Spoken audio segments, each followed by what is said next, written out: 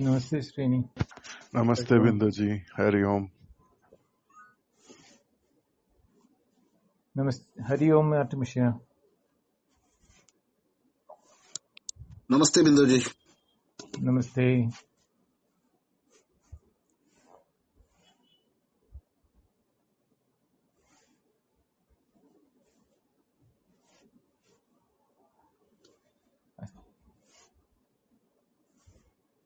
Hari Om आर्टमिशिया। The mic is not. I think you'll have to go out and come again. Break. Can you hear me now? Coffee. Yeah, now we can hear you. Yeah, just some funny things happening with this room this morning. Sorry about that. Hari Om. Okay. Hari Om. Namaste and Hari Om to all. To the Q&A session.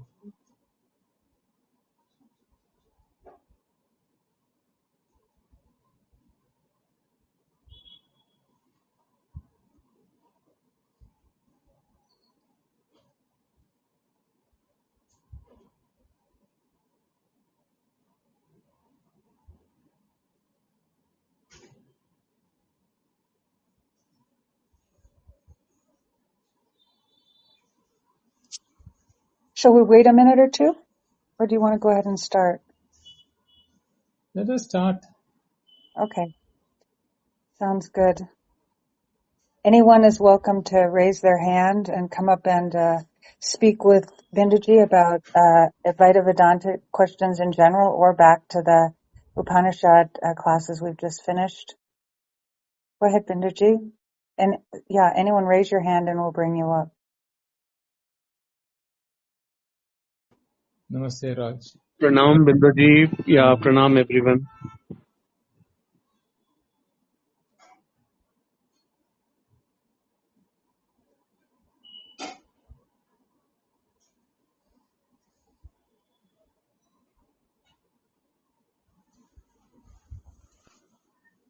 So Binduji, like yesterday we were talking now about that forgetfulness and being totally absorbed in the world of forms, Right. name and forms.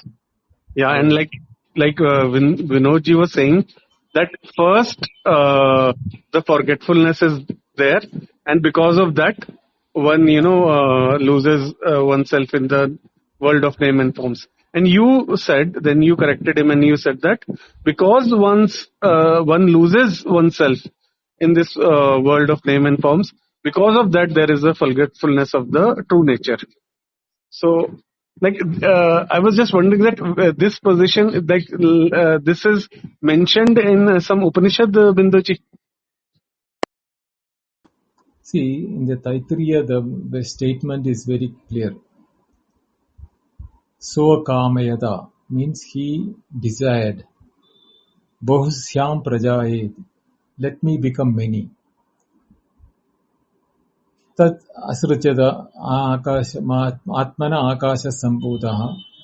Like that, then the set of creation is being given. And at the end of that, Purushaha, Annat Purushaha, Purushat Praja. Like that, the creation has been mentioned in the Taittiriya. It doesn't talk about forgetfulness or anything like that. It is the desire of the Atma to become many and enjoy the world. Now, we are now the part of the creation.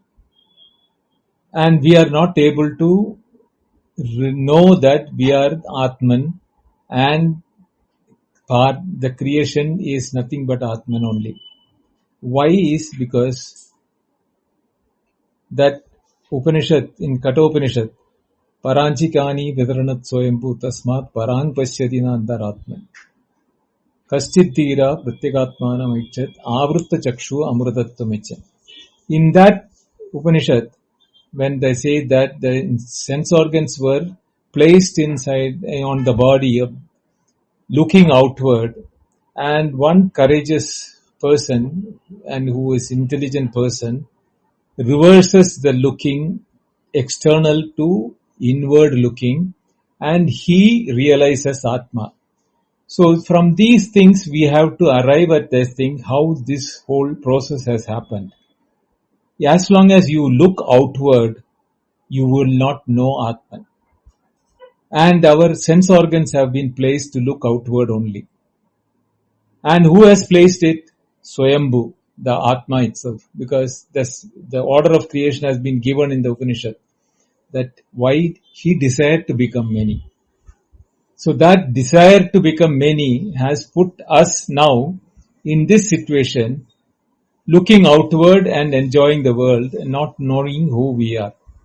Only those who intelligent and courageous one looks inward to know who is me, or what am I made of, or from where did I come, all these questions, and such a person only can find out the source. Rest of the people will be only looking outward and enjoying the world outside. And that is what is called samsara, or the mundane world. So from these Upanishadic words, there is no word forgetfulness mentioned anywhere. But this Paranchikani is the one where you can see that only if you look, you can see the Atman inward. Outward, if you look, you cannot do it. It is not forgetting that. Because we are enchanted by the world of creation, because the world is such a adbudam, or what you call wonder. We don't have the answer for many things which we see in the world. So we keep on looking at the world for answers. Even today, not many of the things are being found out. No, people are scientists and mathematicians, physicians, doctors, engineers, all of them are working outwardly to find solutions for the problem. To the knowing the nature. But knowing the nature, there is no end to it.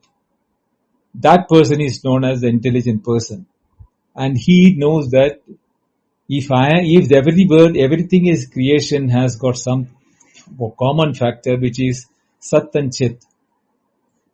That should be there in me also, and let me find out how it is like. He looks inward, means he reverses Avrita Chakshu. Then he finds himself that I am the Atman, Aham Brahmasmi. Thank you, Binduji. Thank you so much. And this, the other thing about veiling or avaran, is that mentioned in the Upanishads, or is it like later on? I think it is No, talked it is about. in the commentary. Upanishad doesn't talk about it. It is in the commentaries. So, but like you, I don't know. You also tell that it is like that only. No, I don't use that. Okay. But I go by what has been told in the Upanishads, and that is my pramana. Thank you, sir. Namaste, Manish. Namaste, Jai Sri Ram, Jai Sri Ram. I have only one question. If we identify ourselves either as body or not body, something else can be what we refer to as Atman, part of the Paramatman, or the Paramatman itself, whatever it is. The root question is to identify ourselves. When we start identifying ourselves, even in ideas, that we are not body, I am not body, not we. I'm not referring to myself only. I am not body, so I don't have any relationship with the world, because Swa is not body. Swa is part of the Atman, Paramatman, whatever you say there. I'm referring to the absolute identification. Everyone is part of it. In ideas, in theory, and everything, we have to suppose at the first level, prima facie, when we start understanding the identification, who am I actually, then we suppose everything in the initial level. So I am not the body, I am the Atman, or the part of the Paramatman, or the Krishna says it is Dehi, or Sariri, and when we establish this identification in our chitta, then everything becomes clearer gradually. Gradually, if we chintana manan, through chintana and manan, and through satsanga also, we identify ourselves. I guess we are not the body, uh, what we are, and the very very beautiful description of identifying ourselves is already given by the God Himself.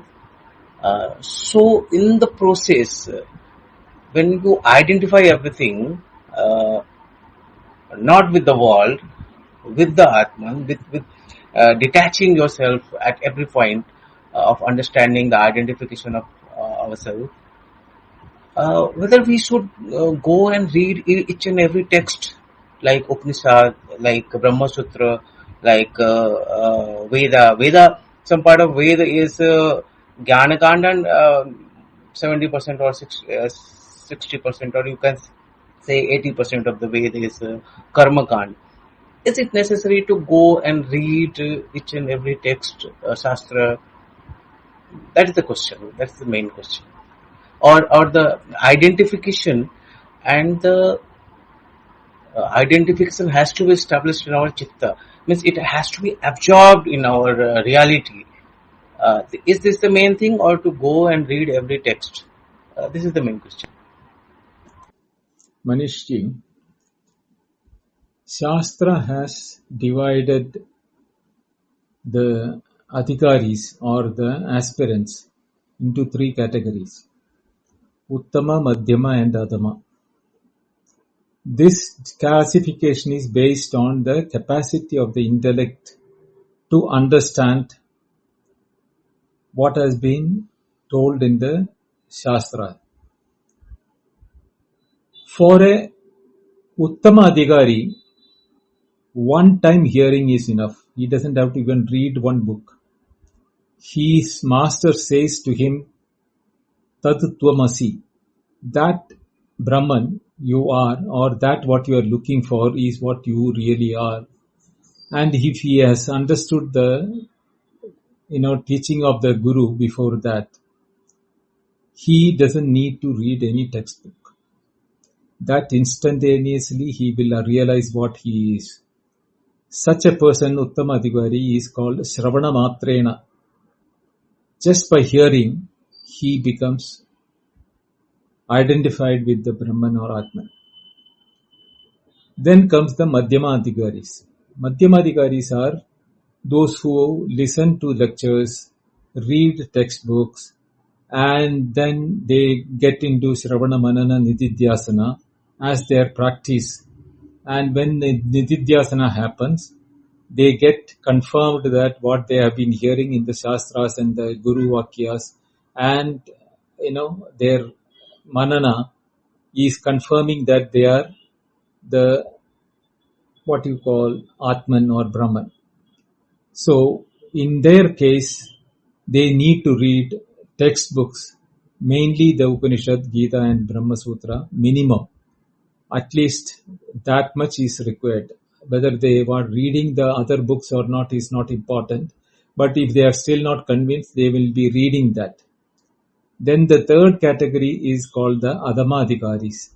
These are the Adhikaris who can't even logically think about it. So those people need to do Karma Yoga, Karma Sannyasa, Bhakti Yoga, Bhakti Marga, and then come to Jnana Marga. The Bhakti Marga has the highest placement when it comes to the Parabhakti level. Only people with the Parabhakti level are compared equivalent to the Jnanis. So with that Parabhakti also, people don't have to read any textbooks like the Shravana Kale, whoever is the Uttama Adhikari. So these are the categories and type of people who Shastra itself has divided into three, and that is where they need to understand and grow up. There are people who are not in this category, outside the category, who do not know the Shastra exists, or what is called Upanishad, or what is called Bhagavad Gita, or what is this thing. So those people cannot be even considered as Adhamadhikaris. They are, Shastra Bahyar. So they are outside the Shastra perimeter. So they don't know Shastras at all. So these are the 4 type of categories, and who need to study, who doesn't need to study is very clearly mentioned in Shastras. Mrinaliji. Namaste, Sabko. Namaste. I have 2 questions. There is one question and then there is a subpart to the second question. So, according to Adi Shankaracharya, there are 3 levels of reality. And being in the lower levels of reality, that is Pratibhashik and Vyavaharik level, we have a deep desire and longing to reach the Brahma and be one with it. The first question is, if this materialistic world is Asat and we are in a dream state, are we dreaming about being one with the Brahma? Isn't the idea of Brahma in this world of ignorance just a false attempt to objectify the absolute truth? And the subpart to it would be, if the answer to this is yes, how does one acknowledge and understand in the first place that there exists an absolute reality which is yet to be realized? Thank you. Okay. The first answer to the first question is no. It is not yes. So I don't have to even come to the second part of the question, but nevertheless, I'll explain the whole thing.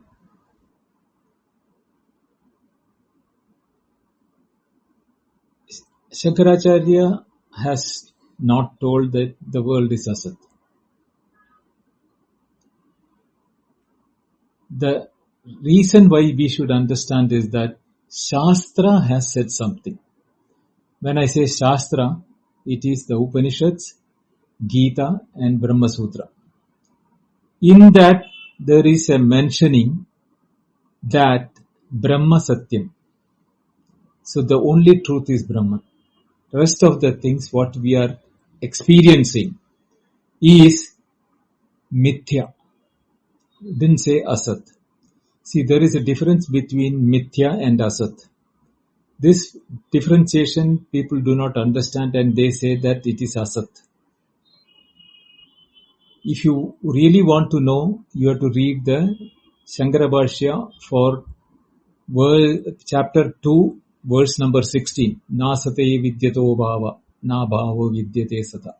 That commentary to that will make you clear that Sat can never be destroyed and Asat can never become created.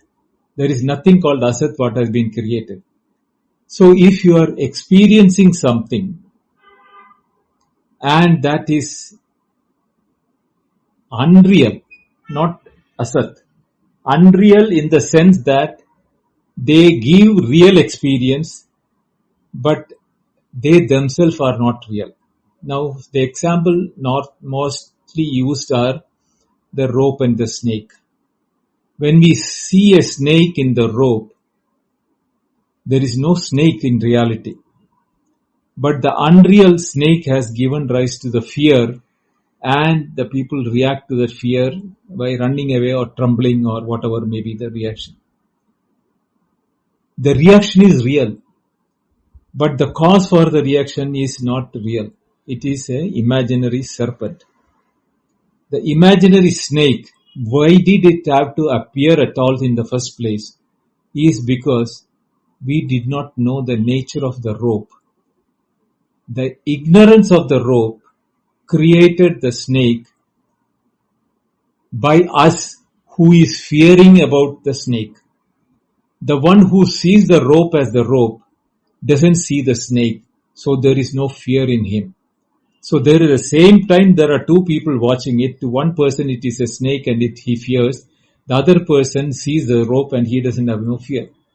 Same way, in the world, most of the people are engaged in the world thinking that the reality of the world, as because the experiences of the world is real. So them, the world is real. But there is this group of people whom we call as jnanis, who knows the reality.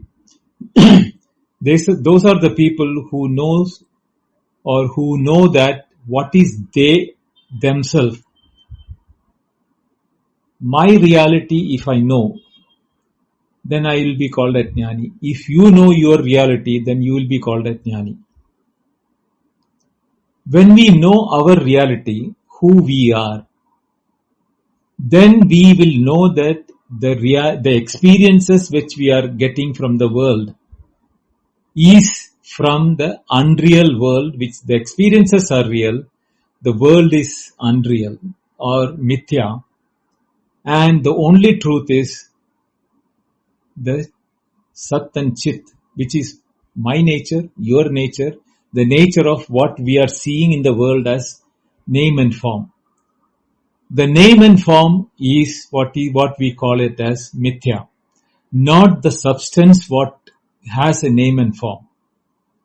The name and form keeps changing because of the object can change during our period or over a period of time. It doesn't matter. They are not permanent in their nature. The permanent nature of the objects in the world is existence and awareness, or Sat and Chit, existence and consciousness you can say, or existence and knowledge you can say. But what we want to know is that if anything exists, the existence itself is showing to us the existence. That showing to us that it is existing is what is called awareness, consciousness, or knowledge. That is their reality, not the name and form. So, when we do not know the reality of the world, we go by the name and form of the world. We think that the name and form are the reality. But the reality of the name and form is dependent on the Sat and Chit of the substratum. So I will call them as dependent reality, which is called the Vyavaharika Satta. Because it is Satta, it is reality for the transactional purpose. But the absolute purpose, it is Sat and Chit. That is what their reality is. The name and form can change. And the changing nature of the name and form is due to dependency on the substratum of Sat and Chit. Now what you said, you used the word Pradibhasika Satya.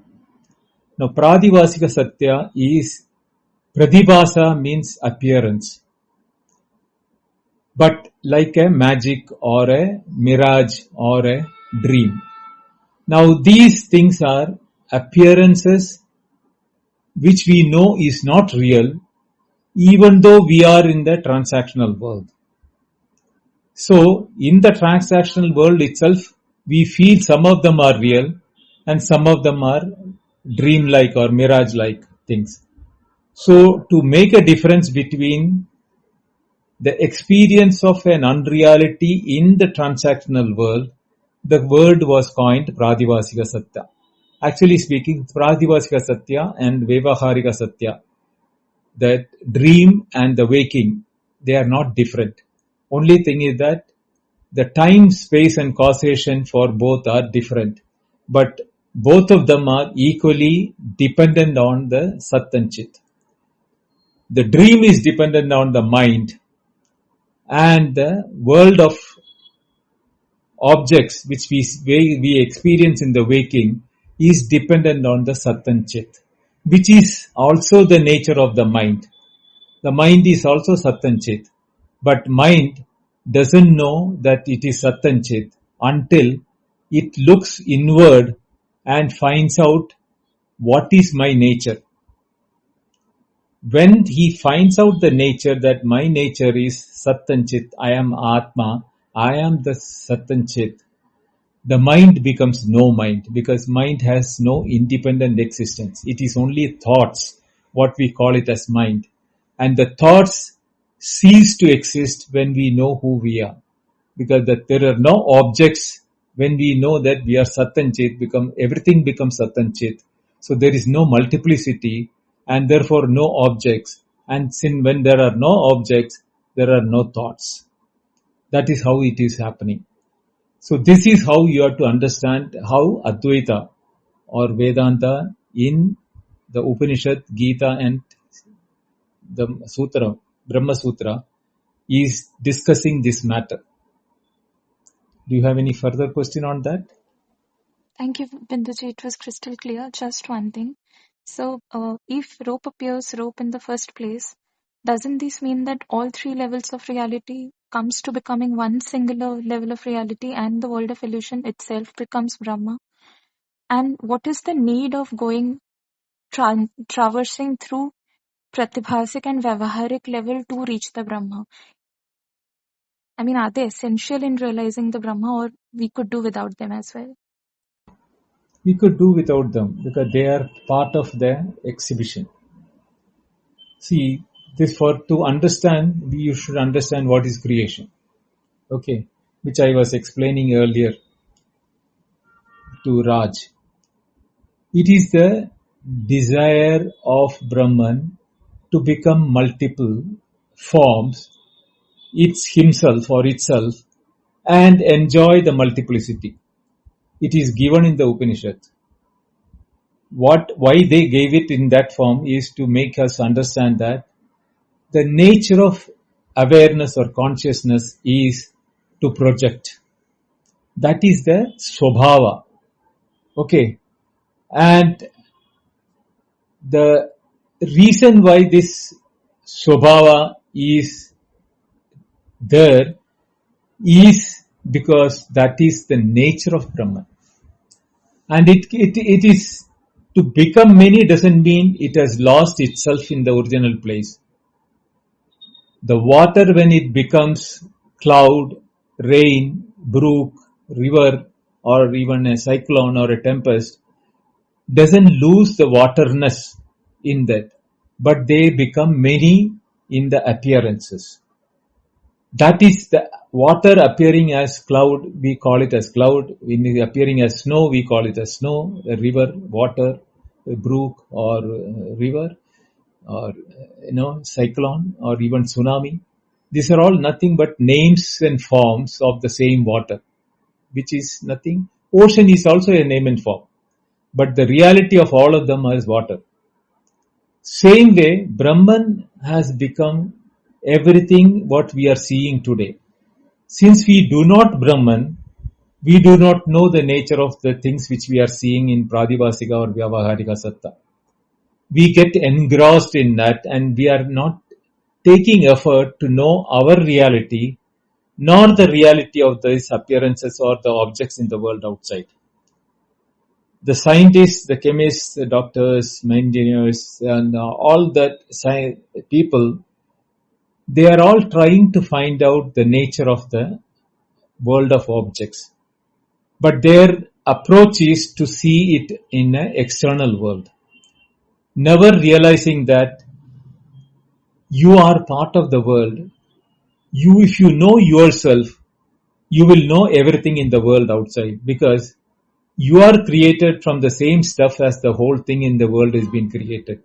The stone, the mango, the animals, the human being, the chimpanzee, everything is made out of the same thing. That includes you and me. So why should we wait to find out a chimpanzee, origin of chimpanzee, or origin of mango, or origin of unicellular thing, or quartz, or atom, or all those things? If we know who we are, we can see that is there in everything.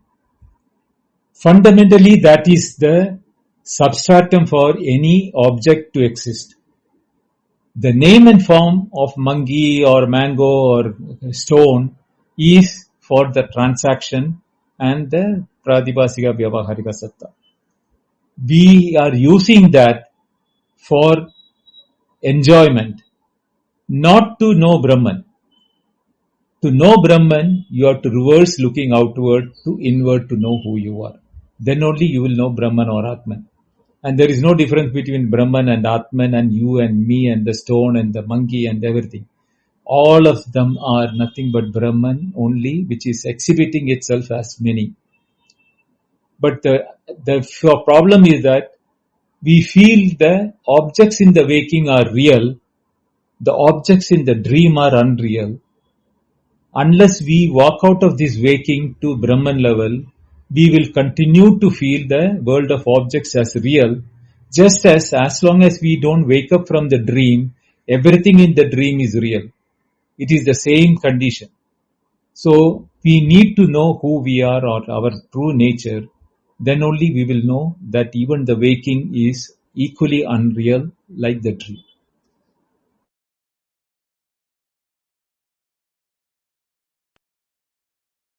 Thank you, Binduji. Namaste. Karin,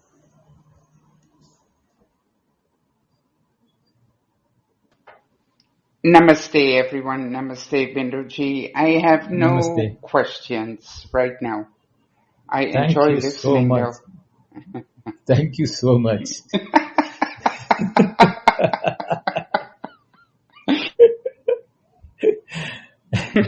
Venkat, You are most welcome.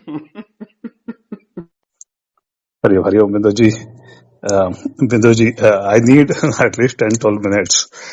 That's why if someone else has a question, we can go after this. Otherwise, I can start. Sanjeev ji. I have a question. Yeah, namaste. You said the one needs to look inside. Look inside means either meditation. I don't know what is the other.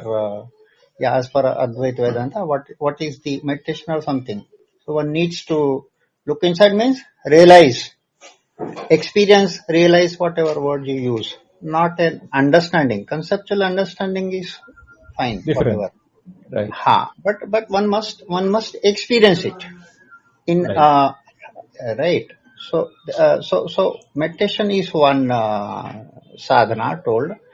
Are there any other sadhanas told in Yes. Vedanta?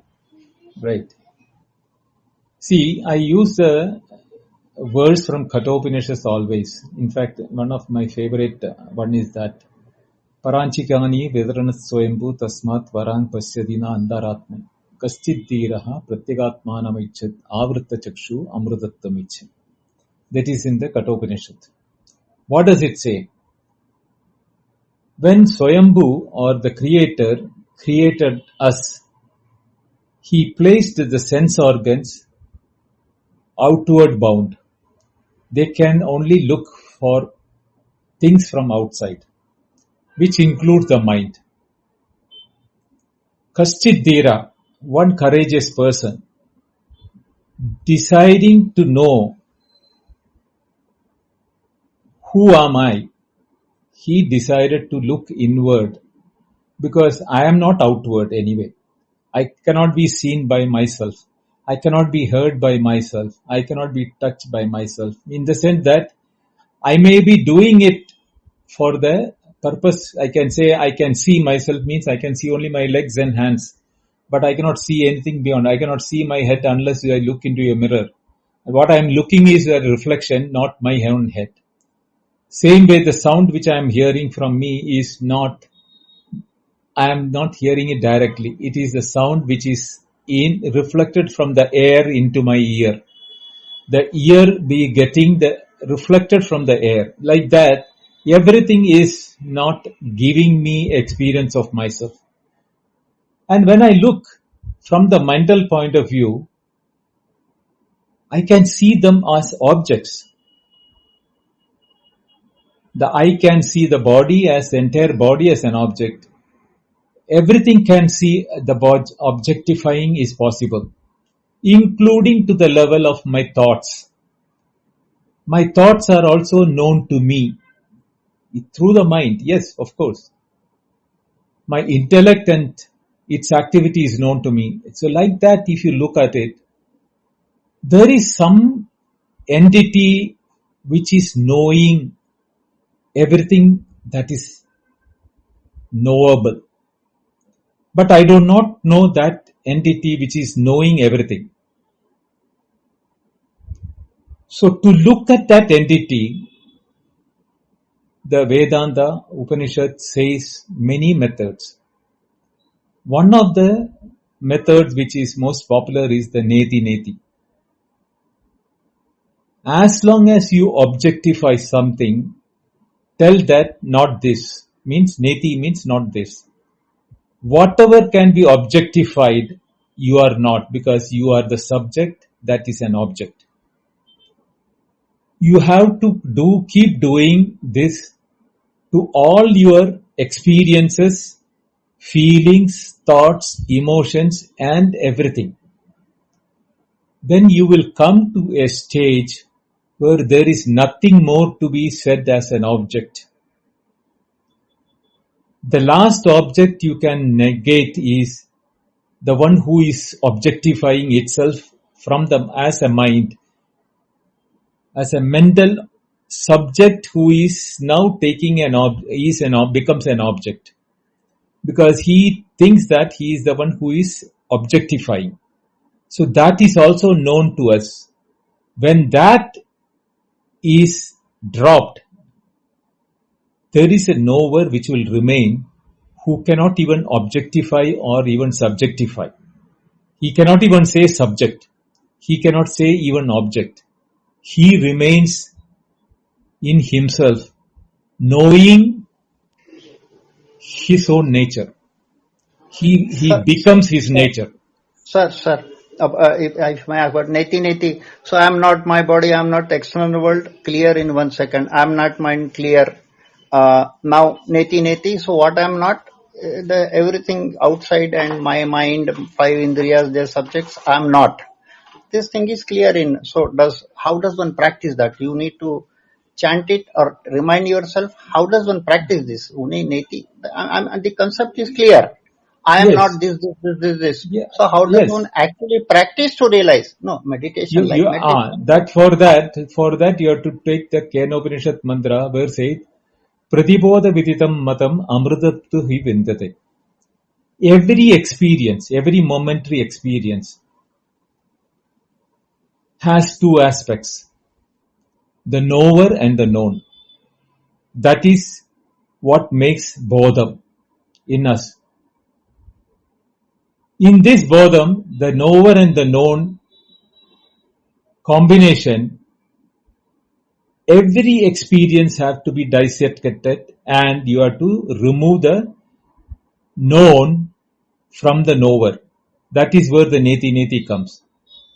This practice is every breath you take, every experience you undergo, you have to practice it. It is a type of a meditation, you can say, but it is not the meditation where you sit in one place and practice something. This is every walk of life, every experience of what you come across, you have to practice that. You, the knower, is part of the knowing at every moment of your life. Our experience is incomplete without you and the known object. You have to drop the object and concentrate on the knower. It will become more and more vivid and clear to you, your nature as the knower, if you keep on practicing this. That the knower will become known to yourself. It is not a knowing, it is a being. Okay, I think if I understood correctly, if I see externally 100 items, same, Neti. So that is known, I am the knower. That is known, I am the knower. So I keep with every known thing outside of me, objects, anything. That is the knower, and I am that is known, and I am the knower. So I keep on rejecting knower every time, and tell myself as the knower. Right? That's what you are saying. Yes. That will come even when you are having thoughts. The thoughts are known, so the thoughts are the objects and you are the knower. You have to go at every moment of it. That's why Pratibodha Vidam, every bodham, every experience has you Without you, there is no experience. And who are you in that experience will become vivid, and you will be that. It is a knowing and a being together happening at that moment. It has to happen like a snapping of a finger. One day that aha moment will come. But you need to practice this. Thank you very much. Now, Venkatji, yeah, I'm done. Thanks a lot, Binduji. Yeah, Venkat, you may ask now. Thank you. Bye, everybody. Thank you, Binduji. Bye-bye. Venkat, I just want to acknowledge you also didn't get to speak when you were waiting in the last room, so I'm sure we're all going to benefit a lot. And we have 2 more Q&A opportunities this week, which is unusual, so just relax and have the full conversation you need to. Hari Om. Sure, Hari Om. Thank you, Artemis. Yeah, just a small thing. I think Mrinalini ji has written in the chat about the mantra which Bindu ji was referring to. So, Bindu ji, if please you can tell about that mantra. I think she is referring to maybe Pratibodh Viditam only, as far as I can understand. She has written in the chat that can anyone please let me know the mantra. I believe it was this mantra only which you were talking about, that Pratibodh Viditam.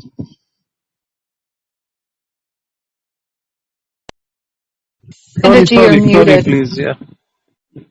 Okay, it is the 3rd mantra, I think, in the Kena Upanishad, which is saying that Pratibodha Viditam Matam Amritatva Hi Vintate Vidya Vintate Amritam. The second stanza, I don't chant it normally. That's why for me the first line is this important line. Pratibodha Viditam. Somebody can look. Atmana Vidite. Atmana Vindate Viryam Vidya Vintate Amritam. That is that. And so it is the 3rd mantra of Kathopanishad. No, Kena Upanishad. Sorry, Kena Upanishad. You have to look into the Kena Upanishad. Yep. Venkatji? Hari Om Binduji. So this is the genesis is really, putting together the understanding from Mandukya to Prashnopanishad, because there are multiple schools of thought on the Sushupti, right, the deep sleep state. While Mandukya treats it as a deep sleep as a Ananda book, right? Still the ignorant, the causal state, and Turiya being common among all 3 states. While Prashnopanishad doesn't bother to even call out the Turiya, it directly takes Sushupti as the state of Purusha.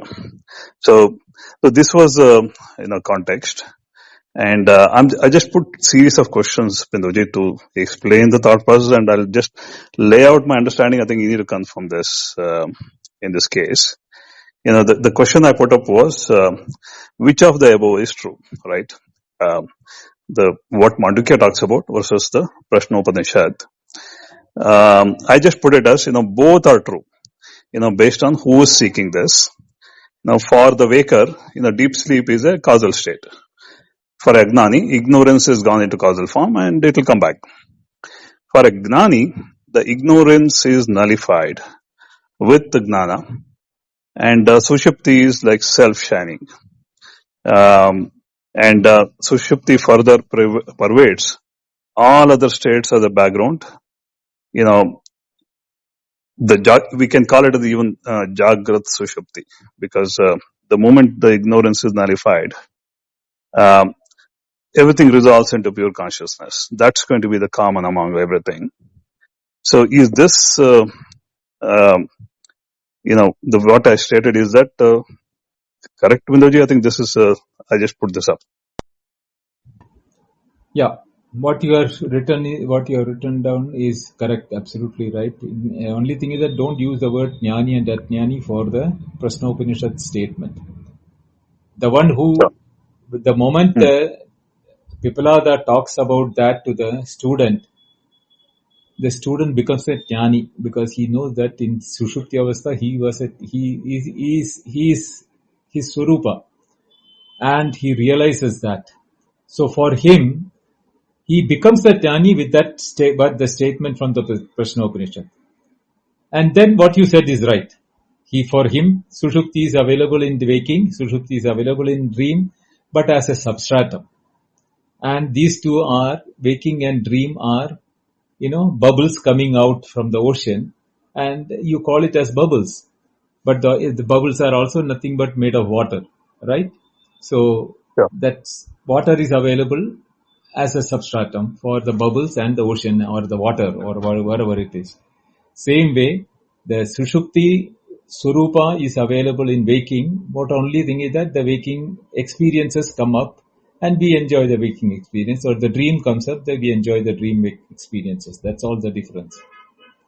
Whereas in the Mandukya, that Turiya is taken out as separate from all the three, because it is the waker who is analyzing everything. As you said, it is the right way. For the waker, there is a deep sleep. For the deep sleeper, there is no waking or dream apart from him, because it is from him the waking comes up, it is from him the dream comes up. So this is the difference between these two. I think, thanks, Manaji. I think that confirms very well. It follows, this is the question that follows. Then why then Sakshi is told to be the watcher of all states? I put a sort of understanding here. This is done to enable seeker with a prakriya or a process to eliminate identification with the different states of consciousness, such as waking, dream, and deep sleep. Further, body, mind, and intellect, to eliminate the identification. This is still at the level of, I put it as a Jiva Sakshi.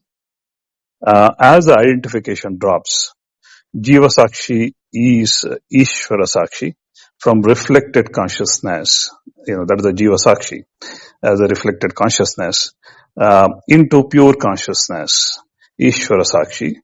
That is the background of all states. Deep sleep state, is, of pure consciousness. So the Sakshi among all is initially told, Sakshi for all, as a prakriya. But while, one moves away from Jiva Sakshi to the Ishvara Sakshi, that the reflected, limited, goes away. This is that is why the Sakshi is given. Otherwise, it can't be, simply used like that. Is this correct, Abhilaji? See, if you want to understand Sakshi, the mantra from Shvetasvatara Upanishad has to be understood properly. Trishu damasu yad bhogyam bhokta bhogascha yad bhavet tebhyo vilakshana sakshi chinmatroham sadasivam. Trishu damasu means three realms. Dhamma means realms.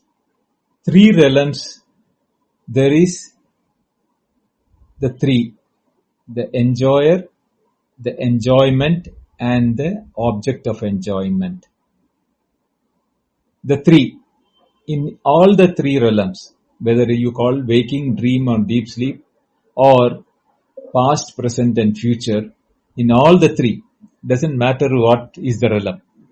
In all the three, you will have this triputi, what means the knower or the enjoyer, the knowing or the object of knowing, or the knowing as a principle of the connection between these two. Now, I am not any one of them in any of the realms.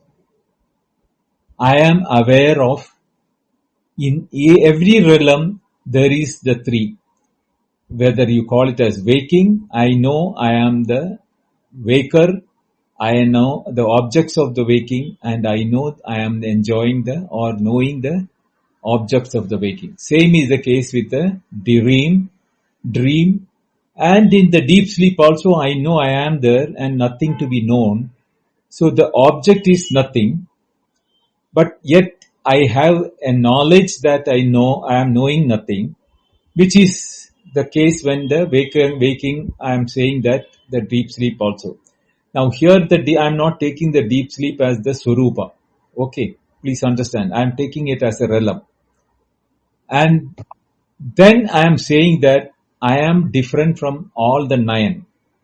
3 in each of the realms. I am different from them. That means I am different from all the 9. Then I become Tebhyaha. Vilakshanaha. That is the word. In each one of them, they have a Lakshana. At Lakshana is making them specifically linked or tied down to each of the realm.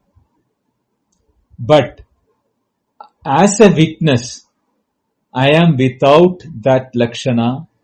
That is why I am able to know moving from one realm to another realm to another realm, yet not with a identifier in each of the realm. Therefore, I am Vilakshanaha. Tebhyo Vilakshanaha. Then I becomes the Sakshi or the witness. I cannot call myself as a knower. Knower means the moment I say I call that moment knower, then there will be a known and then the act of knowing will happen. That is each in the realms. But here I have become Vilakshanaha, means without the identification as the knower. Therefore I am the witness. Witness is not knowing. Witness is present. The idea, the name witness or Sakshi is, it is present but it doesn't take part in the incident. Even if you look at a murder, the witness is present there. He is seeing the murder taking place between one person and another person. He is not involved in the murder. Same way, in all these 3 states or 3 realms, I am present as a witness, but not as the knower or the known, but as a light or a witness which is enlightening the events in each of the realms. So what is the role of what is the Sakshi? Tebhyo Vilakshana Sakshi. Chit Matra Aham. That becomes the Chit Matra. That consciousness or the awareness of the witness. Not as a knower, but as an awareness in which it is happening. Because the 3 realms, whatever the knower and the known and the knowing is happening, is in the power of witness, the chit of the witness. Therefore, chit matram aham. I am the chit alone, Sadashivam. I am always pure, never contaminated by the witnessing act in each of the realms, being there like the sun witnessing the murder on the surface of the earth, but the sun doesn't get contaminated. Same way, the Chit, knowing principle, is enlightening each of the realms and not getting contaminated where, therefore I am Sadashivam. I am always pure. This is the mantra and the meaning. Now you know what is the Sakshi. Perfect, Binduji. I think this is much clear. I put Jiva Sakshi is a part of the Tripurti, and Ishvara Sakshi is a knowing field. It has got nothing to do with any of this. Just pure knowing. So I will not use neither the Jiva Sakshi or Ishvara Sakshi. Because okay, we'll stay with the Tebhyo Vilakshana Sakshi. Yeah. Then that they will become Lakshana Sakshi. Vilakshana. Okay. No, if you say Jiva Sakshi and Ishvara Sakshi, they become Lakshana Sakshi. But it has to be a Vilakshana. Then only it can be sold as Sakshi. Okay, Binduji. I think this is clear, Binduji. Now, I just coined the third question. What is the Chidabhasa then? How it is formed? What is the difference between Chidabhasa and Ishvara Atman? So I put a question, among this, what is Chidabhasa? The way I put Chidabhasa is, Chidabhasa at the most at a fundamental level. Chit recognizing Sat in the form of objectification. Aham, that I amness. Ahankara, aham, that aham expression.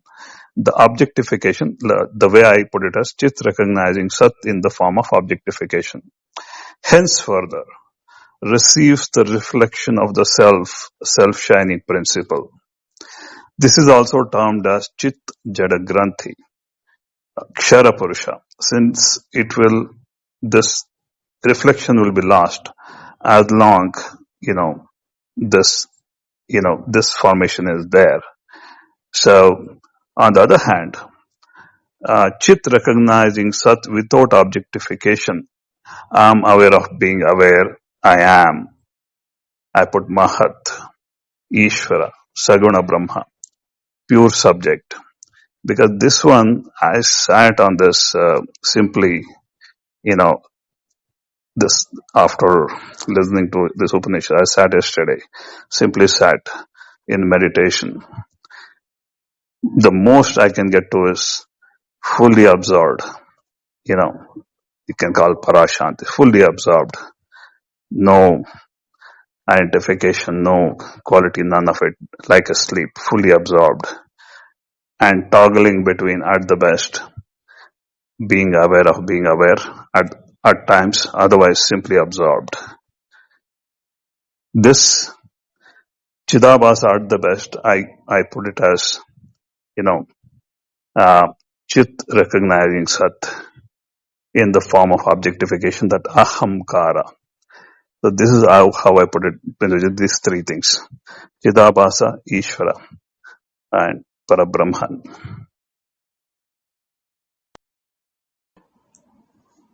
Well, Brahman, Atman is indicated by Sat-Chit Ananda.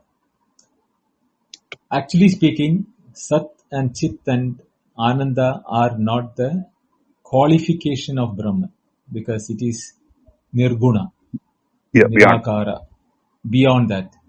But for our understanding, to look which way we can go, that we can cross over beyond that, like the pole vault, the pole being given to a pole vaulter, the Satchitananda is being given to us by the Shastra. What we have to identify is that when we use Chit as a quality or the nature of Brahman, we are left with no choice but to say that Upanishad itself is says Sarvam Khalu Idam Brahma. So therefore everything is Brahman only. So how do we explain that? Shankaracharya in the Bhashya says Sadatmana Sarvam Atmaiva Bhut. As a Sat, this Sarvam, Atma, it is Atma alone, Atma or Brahma is alone. So, just as the space is available for existence of objects, a word was coined by Shastra as Chidabhasa, as where even the space is able to reside. Now, when space, otherwise where will we place the space? That becomes a problem, no? So to place everything can be placed in space, but where will you place the space? To place the space, even that Akasha, Atmana Akasha Sambhuda, that coined word was used to make the word Chidabhasa, saying that it is a Abhasa in the Chit, where the space becomes the Chit itself. Atmana Akasha Sambhuda, that because Akasha is born out of Atma. So that Akasha is having all the qualities of Atma. Therefore, everything in the Akasha has to be accommodated. So therefore, it is called Chita Akasha first, and the Chidakasha comes as Chidavasa. Abhasa means is a placeholder. That's what you have to take it into major. Not an Abhasa means distortion. The Abhasa has got two meanings. One is a distortion. One is a placeholder or place for everything. So Chidabhasa here means the placeholder for even the Akasha. That way you have to understand that. But when you look towards Brahman, our mind cannot yato vacho nivartande aprapya manasa saha. So the Chit Satchit Ananda is also not possible to measure what is called Brahman. So it is only Brahmavid Brahmaiva Bhavati. Nobody else can know what is Brahman. We will all refer to Brahman with Satchidananda, the grace given by the Shastra for us to refer to it. But even that should not be used for a reference because it is beyond the reference. It is Nirguna, Nirakara and Avyavahara, Achintyam, Alakshanam. All those negativities is with negative words, it can be indicated. But that there are positive words like Sat and Chit and Ananda can be used. That is the closest which we can comprehend technically. But when the mind goes beyond that, even the mind cannot use the word Satchitananda. The mind becomes no mind and he becomes a Brahmavit. He becomes Brahmaiva Bhavati. He becomes Brahman. Sure, Binduji. I think this quite a bit of the Chidabhasa that is well mapped. Chidakasha. I was looking at day-to-day experience, even checking out I exist. What do you access to? Say I exist. In fact, there is an objectification of I exist. This I put it under, reflected consciousness. There is a, due to objectification, it is eliminated. That is, you can catch it immediately. So that is how I put Chidabhasa, due to Chit objectifying Sat, leading to Chidabhasa. That's how I put it, Binduji. Otherwise, I think I go with what you said. That further, the pure subject is that aware of being aware. There is no objectification. I am that I am. Yes. Just at the best you can say that. I am is the best you can say. You will become silent. You can't even say I am. Yeah, it's pre-verbal. It is not even verbal. Yeah. Pre-verbal. Yeah, this is the toggle I was talking about. Pure absorption to toggle to I am. That is pre-verbal. Is the most, sleep, timeless sleep. You can't call it as a jada, deep sleep, which is unaware. No. Perfect. Aware, absorbed, and at the best, aware of being aware. I put it as I am. That's it. So then I exist is an objectification. That is the Chidabhasa. This is how I classified it, Binduji. I'm happy, Venkat, you are doing a lot of homework and definitely it will be fruitful to you because you are in the right direction and you are using the Shastra in the right way. There is nothing more to be told. Yeah, Binduji. So how can one recognize Parabrahma and Ishvara different from Chidabhasa? This is exactly I was explaining the process I followed yesterday.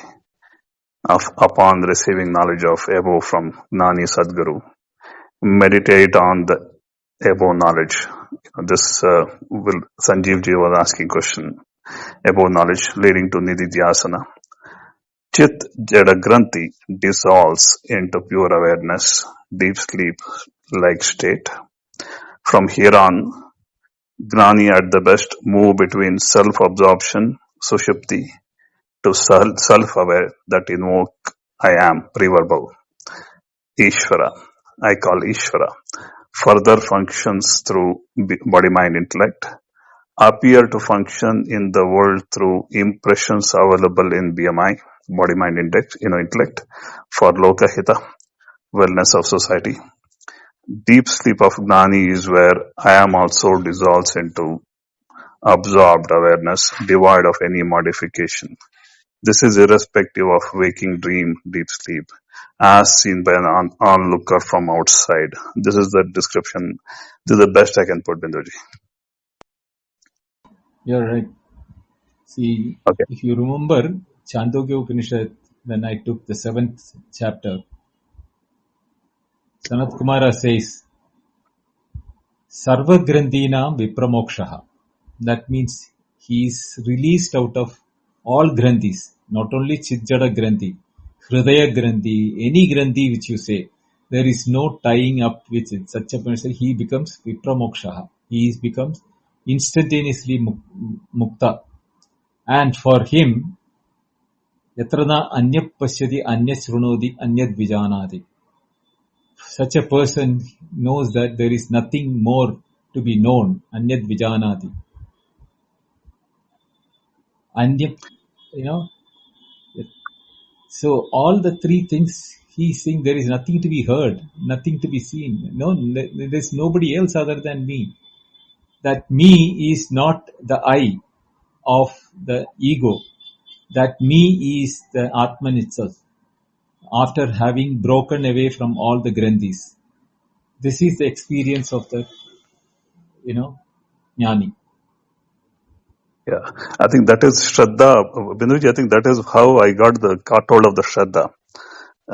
From the Purusha, Prana, and Shraddha. That I am happens at the level of Shraddha, which is pure I am, subjective I am. It is not even ego. The Manas comes later, but this Shraddha talked about in Prashnopanishad at the best is, Ishvara, Saguna Brahma, Mahat, whatever we want to call it. That's how I see it, Binduji. Right. Now, this follows a question. This is just again a question of a waker. How a waker get an impression of deep sleep upon awakening from deep sleep, as the state is devoid of any modification. At the best, I am putting deep sleep is that of a deep peace and bliss. It leaves an impression, memory called pratyabhigna, accessible to a waker, concluding he or she had a peaceful, relaxing sleep. This impression is similar to any other memory. It will fade away eventually. So that's the best we can talk about deep sleep experience. It's simply an impression left at the best, nothing else. Not for a Jnani. Not for the Gnani. I'm just giving. No, Yeah, no, this is not yeah, for the Gnani. This is for the waker. For the waker. So there you will have to make out that Jnani, for him having realized his own Swarupa, for him, sleep, waking and dream will happen to the body level. But his knowledge level, the waking and the dream and the deep sleep, which the waker calls as the three states, are appearances. For him, these are for enjoyment of the knowledge of them. It is a role being played by myself as the waker. I am the role who is now playing the dreamer. I am the one who is role playing the deep sleeper. And I am untouched by the waking dream or deep sleep. So nothing touches. Na kampayet. So the kampanam what this been speaking about, he is not perturbed. Abhayam. So many words are used by the Upanishad. So he becomes fearless. That is the freedom with it. Swatantra. Virat Bhavati. Virat means he is the king beyond the any control which can happen to that. Anybody else in a big country can be controlled, but the king is not under control of anybody else. So that is he Virat Bhavati. All these type of terminologies are used in the Upanishad. So we should see the potency of that person who has realized is not even within imagination for us in the ordinary sense, because he is beyond all this. For such a person, then there are no words with which you can even explain how he looks at the world. He can simply say, smile at the world, or look at the world and say that let things happen. Nothing happens to me. That Sthita Pratnyasya Ka Bhasha in the Bhagavad Gita is the best explanations one can come closer to it. Yes, Binduji, that profoundness of Vedanta itself is a standing example of all of this. That whole knowledge base simply emerged. Apaurusheya. It's, a profound expression. It can't be comprehended. I think I'm just closing with one question, Binduji. Again, the waker question. What is the difference between a Gnani waking up and an Agnani waking up from deep sleep? Knowledge of the both gone into causal form anyway. Say Agnani wakes up with society and body mind intellect identification, while Gnani wakes up with the knowledge of I am Brahman. So what is the difference? The difference is that Gnani doesn't need the knowledge anymore once the realization of true nature as identification with body mind intellect permanently removed. At the best, Gnani uses knowledge to uplift another seeker. Gnani nature itself is knowledge, as you said, multifold expression. Because that the identification drops is like a light shining. That's it. And that waking up with knowledge or waking up with ignorance doesn't matter anymore, because that identification is gone. So this is how I put it, Binduji. Yeah, you're right. See, for the Jnani, things happening are not happening for him.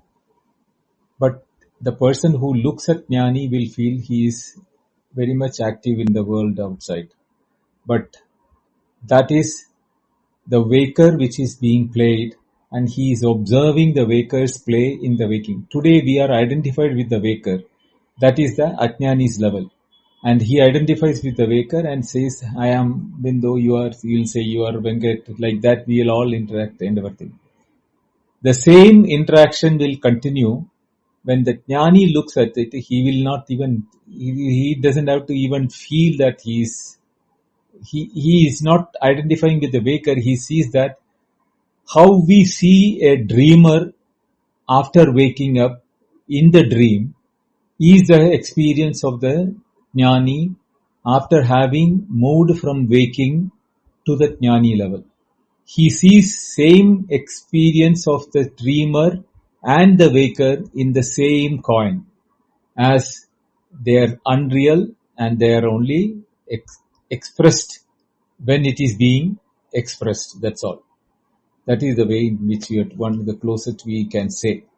For both the dream experience and the waking experience becomes absolutely similar for a Jnani. But these things will continue to happen, because that is the nature of Atman, to be in the waking and the dream. And everything in the dream and the waking is nothing but Atman or Brahman only. There is nothing different from that. Neha nanasti kinchana. There is nothing other than that. So Jnani knows that. Yeah, thank you, Binduji. I think this Prashnopanishad is a profound revelation. While Mandukya help eliminate This Prashnopanishad takes that Sushupti to another level. That really made this, that contemplation possible. I think thanks for taking us through this, Binduji. Thank you. Sorry, I took a lot of time. You will be more impressed and wonderstruck as we go further from Aitiriya to Taittiriya and to Brihadaranya. That those Upanishads, with especially Taittiriya and Brihadaranya, are really, very helpful for the spiritual journey.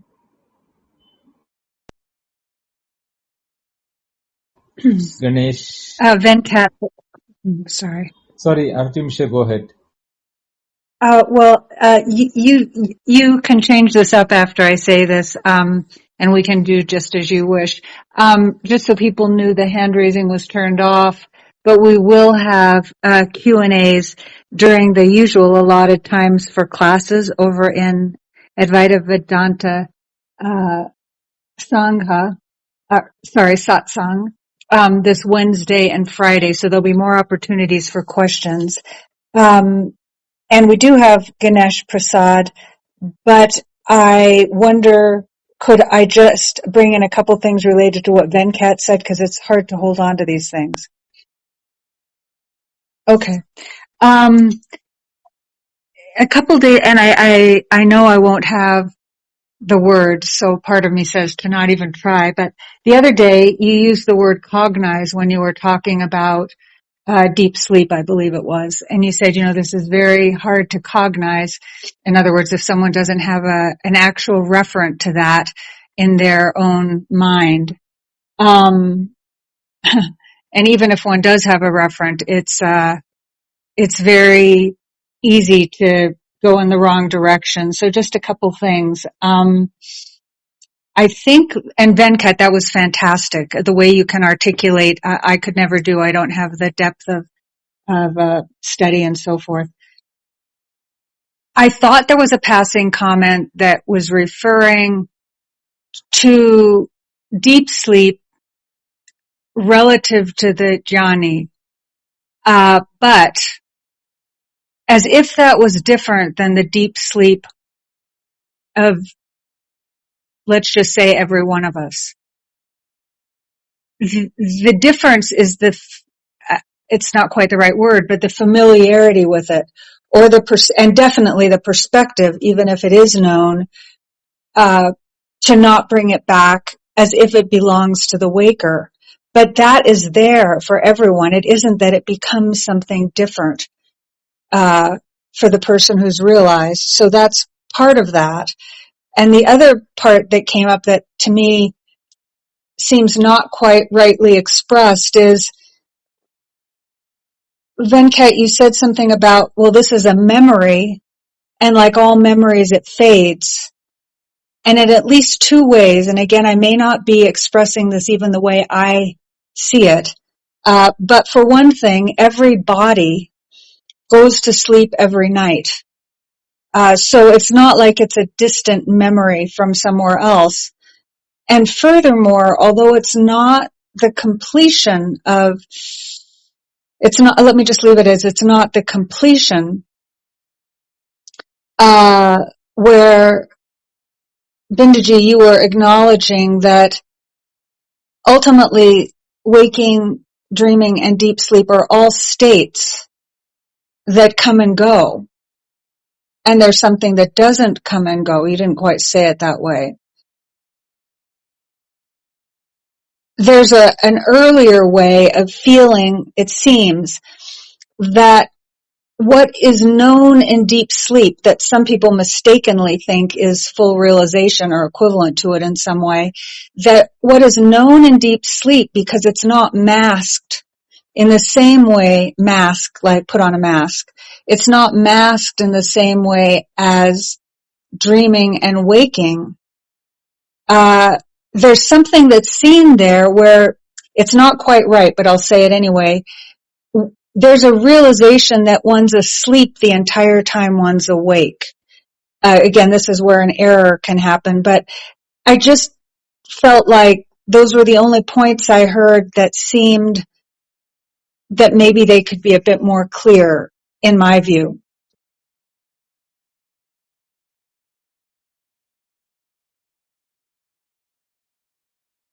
You're muted if you're responding. Well, there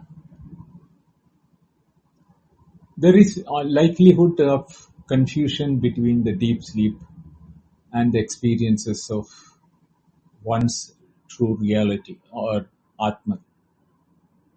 Because we feel that the deep sleep is a darkness or no experience or nothing is happening. But the problem for us is that we only know experiences with objects. An objectless experience of waking is similar to that of deep sleep. But what is that objectless experience of the waking which you can relate? Only examples I can give is when you are wonderstruck or you are dumbfounded due to some wonder which you saw that, and then you forget yourself. You're getting immersed in that. You forget your the place, the surroundings, everything, and there is a blankness which is there for a moment. That really cannot be said an objectless because you got triggered it with an object. It's triggered the wonder. But that emptiness or the blankness which we have in our waking, which we do not acknowledge, it is there in waking, in dream, and it is the maximum in the deep sleep.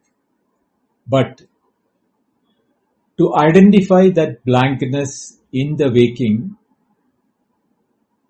one has to be 100% attentive to the verse which I said, Pratibodha Vidita. When you are experiencing everything and you are knowing that every experience, that is the only time when you can segregate the objectless experience of the waking. Otherwise, it gets camouflaged. Because we are sandwiched between two experiences with objects, and this becomes nullified. Only when you are objectifying or you are getting into that, analyzing every experience, every momentary experience with that, the knower known and the I am the one which is there. A moment will come when you know that you are the knower and there is no object and no knowing, but you are there. It happens in waking. At least that is quite possible, and it has been observed by people. And they have recognized that is the experience, but they cannot call it as deep sleep because they are not in the body-wise sleeping. But it is experience-wise, it is the sleeping type. So when you are not bodily sleeping, but you are experiencing a sleep thing, then that is what is called deep sleep in waking, the state of deep sleep in waking.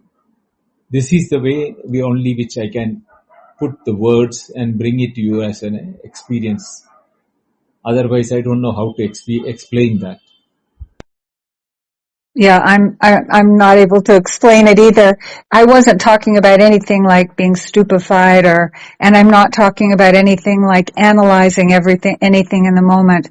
I'm simply saying that there is that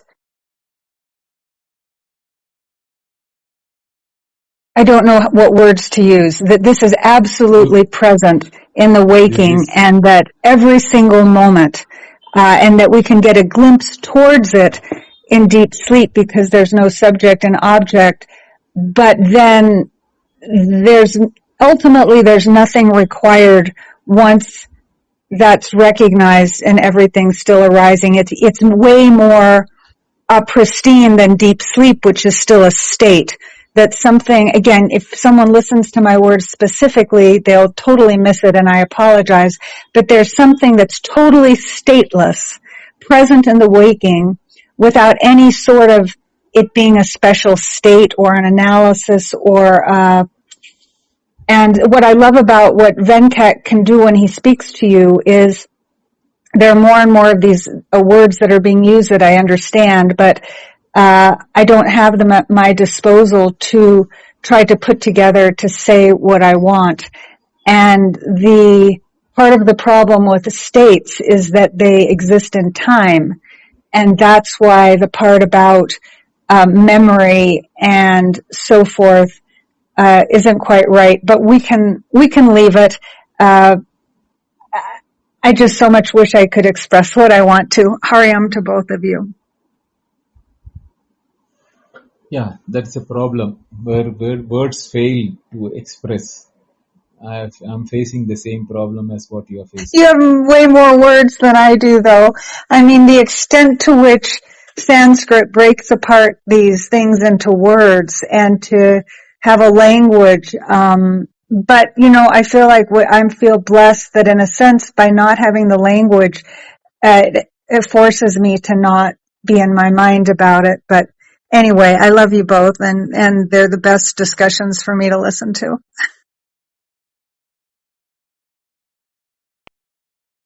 Thank you, Mishi. Ganesh Prasad, Good evening, Binduji. you are very feeble. Come close to your mic or Now, keep the am I phone. audible? Yes, Am I you are audible now? audible. Yes, Yeah. you are audible. I just can't feel anything about it because, as you said, words fail.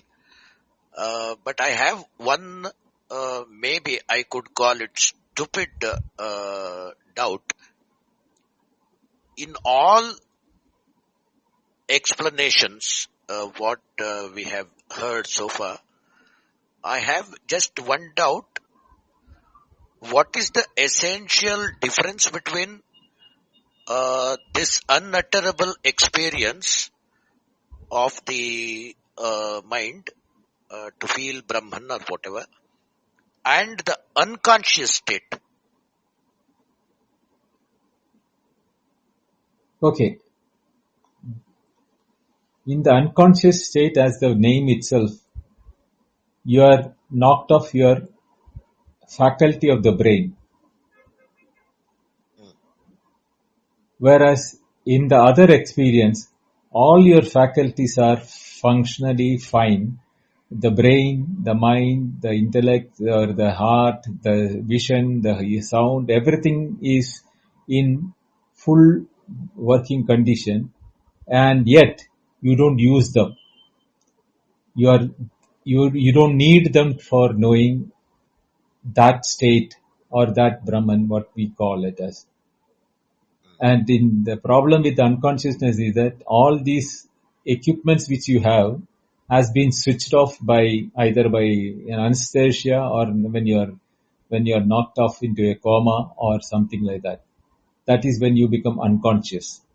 You don't have faculties, whereas your faculties are all functional, yet you don't need them because it is beyond the faculties for knowing Atman. Because faculties cannot know Atman. It is because of Atman the faculties are able to know. That is why the difference is. Okay, then one more question, Binduji. When we are in the waking state also, the complete absence of mind, totally, it could be thinking or whatever, feeling whatever, we are waking, that much only I could know, but it is absolute absence of all the things that the mind could otherwise see. Sometimes I feel that did I become unconscious, but it was not unconscious, but the total functionality of the mind is absence. How could I come to terms with that? I do not know. Maybe it is Well, very, very momentary, but sometimes it happens. right. It is a state of what you call dementia, or what you call momentary dementia. It is nothing to do with realization. Okay. So you have to understand that it is that faculty of the brain which should remember or do anything, or the mind to remember memory or vasana or things like that. When they are absent for a momentary purpose, you are awake, you are not knowing what it is called as, momentary dementia. But Atman or Brahman knowing is a faculty of knowing. You will have that knowledge as your nature, not the information which I am talking about, which we see. The problem with us is that there is no word for that particular experience. So the closest which we use is knowledge, awareness, consciousness, but that is neither the consciousness, awareness or knowledge or anything of that sort. It is but where knowing is your Swarupa. Yet you are everything that is known is in you. You don't see anything outside you. The difference between these two are very clear. You see, when you become knowledge, the world of objects and everything is part of you. You become one with them, and they are not separate from you. In other cases, the knowledge, consciousness or anything, we can objectify anything into that as information or objects outside. This is the difference between the two. When you become knowledge Swarupa or Brahman or Atman when you realize that all the experiences is not coming from outside, it is coming from inside, and the object is inside, the knowledge is inside, the knower is inside. Inside, I am using a word as an excuse or a concession. But it is not inside, it is not outside. It is neither inside nor outside. There is nothing called inside or outside for that purpose. It is the way in which it can be closely said. Is that good, Ganesh? Shall we close? Yeah, thank you. Beautiful. Thank you, Bindu. Can we close the room? Yes. We meet on Wednesday 8:30. Yes. Anyone who would love to join us will be in Advaita Vedanta Satsang House on Wednesday at the normal time for class, 8:30 p.m. IST this Wednesday and Friday. Instead of already proceeding with the next Upanishad, Binduji and all of us will be there to have discussion like this. So please join that house in order to find us. Again, it's Advaita Vedanta Satsang with an H on the end. And thank you, Binduji, and thank you for everyone who spoke today to bring things forward. Thank you all. Thank you, Artemisia. Thank you, everyone in the panel. Jadavedji for the hosting. Prasad, Karin, Raj, Venkat, Ganesh, S. Santosh, Srini, and Patrick. I think he left. And Artemisia. Thank you. Namaste. Namaste.